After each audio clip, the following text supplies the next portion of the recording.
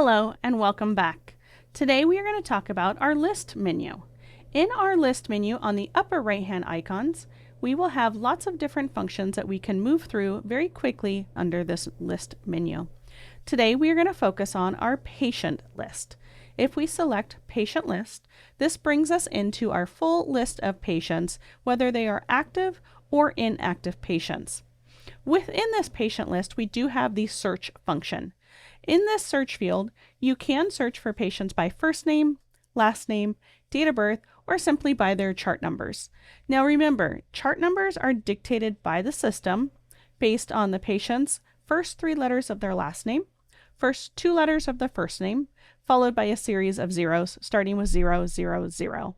If 2 patients do have that same initials first and last name, that number will change to 001 and then 002 and so on. So you will never have 2 patients with the exact same chart number. Also remember, if you schedule an appointment for a patient without creating their full patient profile, you will not find them in this patient list. This patient list is for any patients that do have a full patient profile. If you are searching for appointment information for a patient that does not have a full patient profile, you're going to want to search that in our appointment list, which we will touch on soon.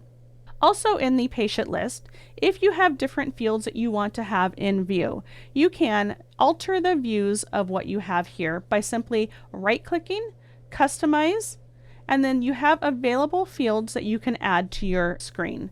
So if you want to see the email address of all patients listed, we're going to select email, click the arrow to move it over to our view fields, and then want to make sure we click save.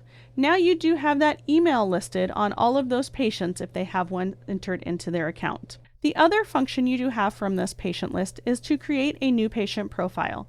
To do that, you're simply going to click on the plus sign to create new, and that takes you into that full patient profile screen where you can enter in all of your patient information.